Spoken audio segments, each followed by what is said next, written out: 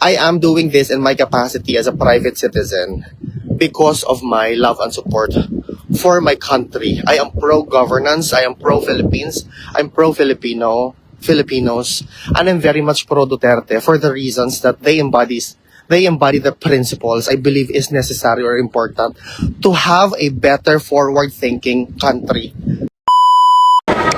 Shout out us reaction vlog, YouTube channel. Please like and subscribe. Mabuhay kayo. Sir, ano pong update na i-counter na interim release ni Karen? Saan man tong update, sir, na na-counter sa interim? It's not the counter, but ganito kasi yan, guys, ang dynamics, no? Tayo, mga normal naman tayo ng mga tao, so kailangan natin to himayin bilang normal na tao. Ang defense team po, nag-submit po sila ng notification.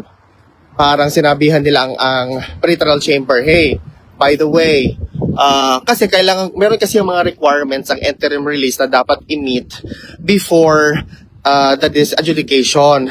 So, yung talagang malaking update doon, nung nasiyahan talaga ako, is nung nagsumite ng notification ng defense team to the pretrial chamber that the government of the Philippines expressed their without objection doon sa interim release, and there's already two. Apparently, there's a third country even who expressed to host the former president para sa interim release niya.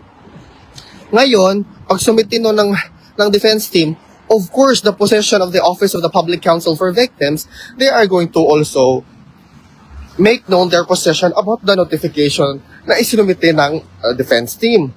In the same way, ng Office of the Prosecutor will also make it known to the pretrial chamber yung position din nila with respect doon sa notification. So basically, it is natural for these two panig to express their position completely countermanding or counter or in the contrary doon sa defense team. Kaya meron man talagang magbabag talaga yan sila. They are going to try to make babag the request of the defense team. Oo, ganun po yun. Pero ultimately, the decision lies doon sa pretrial chamber with respect to taking into account lahat-lahat ng mga submissions with respect to the possession, with this and that, all of the various evidences na magiging basis para sa kanila ay mag-decide. Yun po ang katotohanan. So, I really hope for the month of October, we can do a prayer vigil, prayer brigade rather, prayer rally, in order to strengthen, if not, at the same time, help to our religious beliefs and actions, norms, or tradition, para naman, hikapon sa Ginoo, ang kasing-kasing sa mga judges, sa mga other parties, to see right through the importance of why interim release dapat ibigay kay PRRD for humanitarian purposes man talaga yan, di ba? Even now, documentary evidences were submitted by the defense team again with respect to strengthening the position doon sa argument na talagang si PRRD nagkaroon ng cognitive, let's say I think the term was cognitive deficiencies, which actually renders him unable to unfit to stand trial rather. So, talagang importante yung ganoon na ipakita natin na hindi man si PRRD convicted, but he's already detained inside the ICC detention facility for more than 200 days. In the same way, PRRD is already 80 years old. And it is very much parang a direct affront to his right as an individual, as an and also as an accused, if you are not going to grant an interim release towards him. Even though there are already multiple instances that the defense already highlighted yung argument nila with respect to the medical records, with respect to so many other many things that corroborates the necessity to grant the interim release. Yun po ang katotohanan. October pa naman daw is month of rosary, so let's do that. Oo. So, yan po ang sabi naman ito. May kumakalat na bayaran daw kayo ni Marcos kaya nagkagulo dyan. Ay nako, ulit-ulit na lang. Sabi nga ni VP Inday Sara is that ang isang statement, absence of evidence is paninira. Now, I would like to believe, saan ko po ba pwedeng kubrahin yung bayad na yan?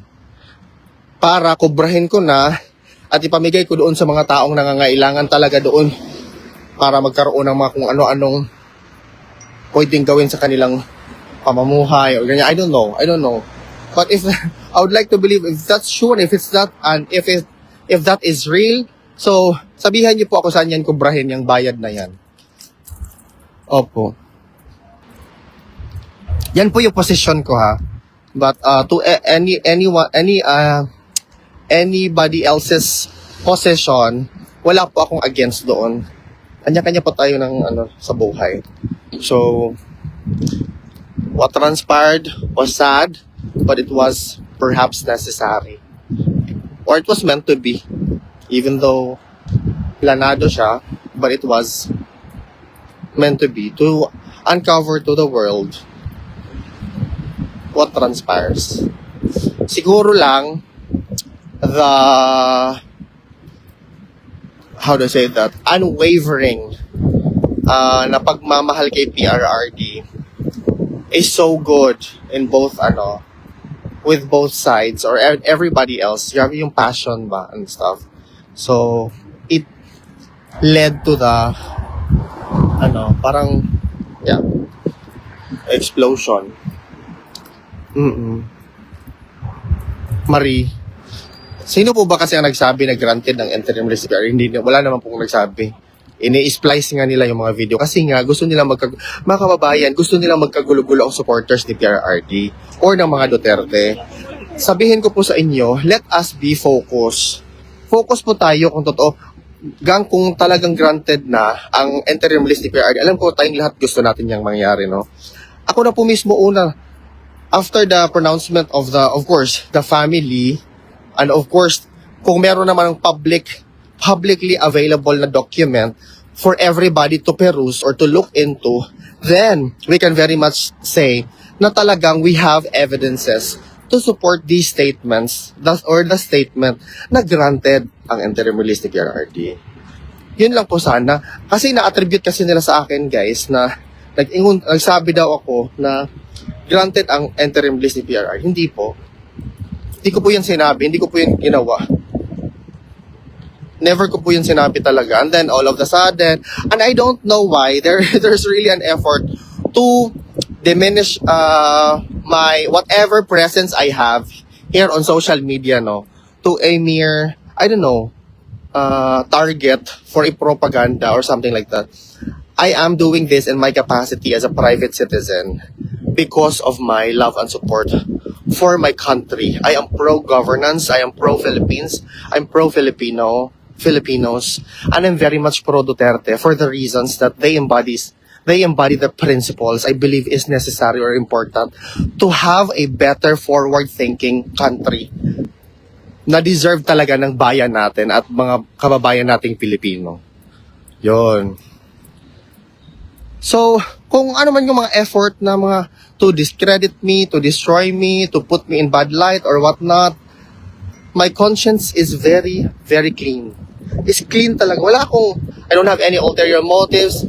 What I have been doing is basically just covering what's happening here, sharing it to the whole world.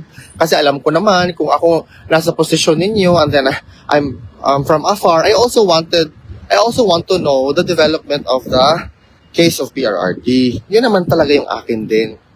Wala naman akong, alam mo yun, any other, what is it? Yung mga tao na nag-follow sa akin, nakakilala sa akin, ako po ay nagpapasalamat sa inyo because you gave acknowledgement doon sa mga pinaggagawa ko and you believed in my capacity and my skill to do these things. Diba? You could also, I did not ask you to exclusively follow me or whatnot. You just believed and you saw my potential. Perhaps I would like to believe that, no? And hindi lang po ako ang vlogger dito, mga kababayan, or let's say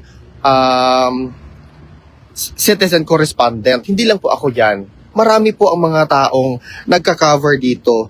mayroon po iba't ibang platform and I did not for even once, urge people to only choose to follow me and, disregard all of the other individuals because hindi ko po talaga yan ugali ang ganyan.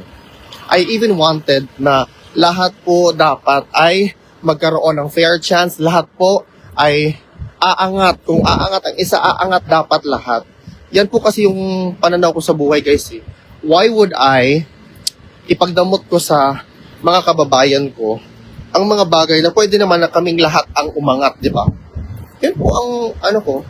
Ay, hindi pa ako nagdadalawang isip na i-promote si ganito, i-promote si ganito. Wala akong problema, guys. Because I also would like to believe na it should be the approach. Oo.